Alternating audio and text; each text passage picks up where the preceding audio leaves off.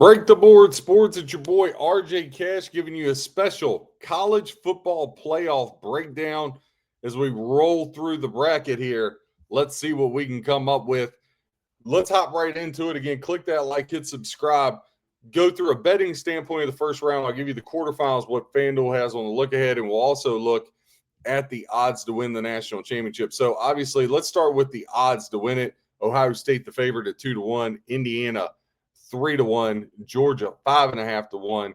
Fourth best odds, Oregon, 7.5-1. Those are the only four teams I've heard anybody, TV, bettors, sports analysts, anybody. That's all the only four I've heard.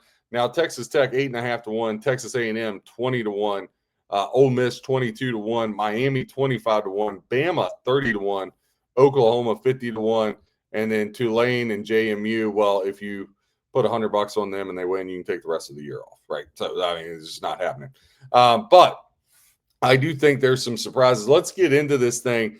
Now, from a bracket standpoint, we start off tonight, Friday night, number 9 Alabama versus number 8 Oklahoma. And I got to tell you, I gave Alabama rather out to all my guys when it was -1.5. Now that's flipped to +1.5. I love Bama even more. I don't see Oklahoma should have never beat them the first time.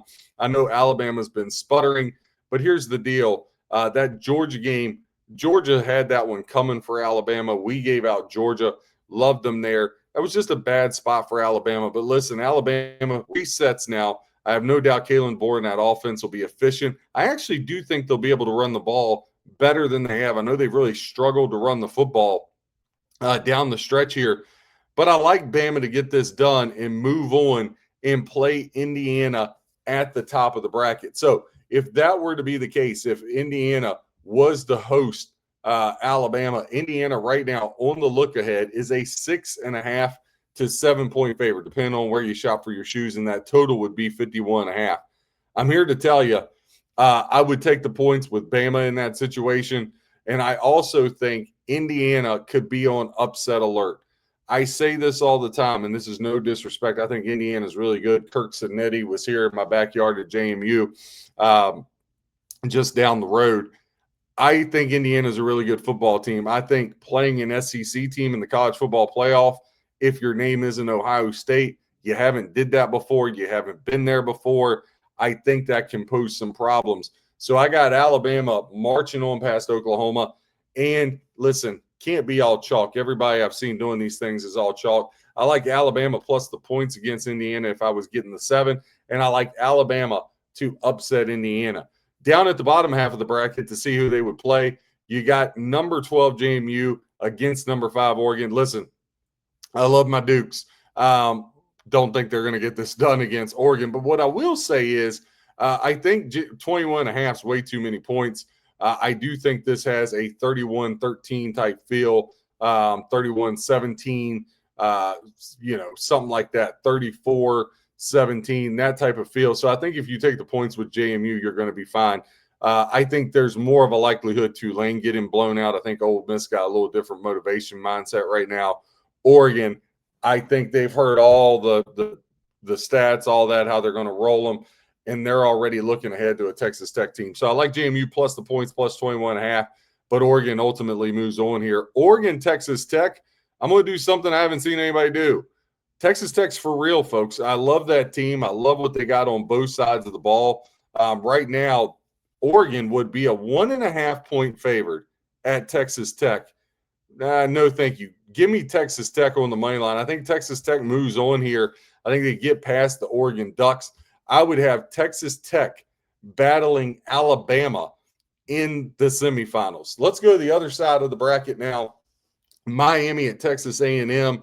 And again, this is a tricky one because I really want to see both of these teams play Ohio State. I think it's going to be a good game either way. Now, listen, I think ultimately College Station's a hard thing. I can't see Mario Cristobal being able to get across the finish line. Just can't see it.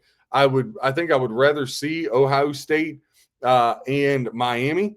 I think this is a field goal game between Texas A&M and Miami, but ultimately I'll have Texas A&M move on here to play Ohio State. Now, if that were to happen, Texas A&M and Ohio State, Texas A&M would be catching 7.5.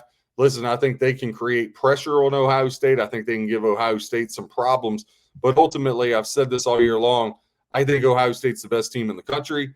I would have a hard time seeing them lose the national championship. Saying that a team is going to have to put Julian Sayin in just an awful situation. So ultimately, I would take 7.5 with Texas A&M. I think it might even balloon up higher than that. However, Ohio State ultimately moves on. Bottom half of the bracket. And when we talk about blowouts, I know there's a revenge spot. Tulane's coach stayed on. Lane Kiffin leaves. But I think Ole Miss might be jacked up to show they're more than just Lane Kiffin. I think they could end up covering this 17.5. Now, I'm not going to lay 17.5 in a football game. I did do some 10-point teasers getting Ole Miss down to 7.5. I think they roll by 2 scores easily. So I got Ole Miss moving on. Ole Miss, Georgia. And this is where it gets tricky. Georgia's playing their best football of the season. And I just wonder, will Ole Miss get just as hyped up for Georgia, right?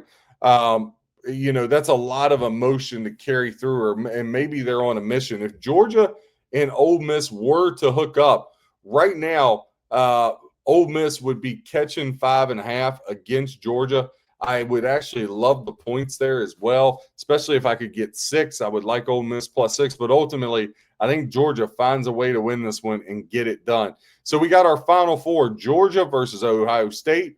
Then we got Alabama, Texas Tech. Ohio State, I said I can't see them not winning this thing. I think they win a classic. I think Ohio State, Georgia would be a phenomenal game, but I'm going to give it to the Ohio State Buckeyes moving on to the national championship game.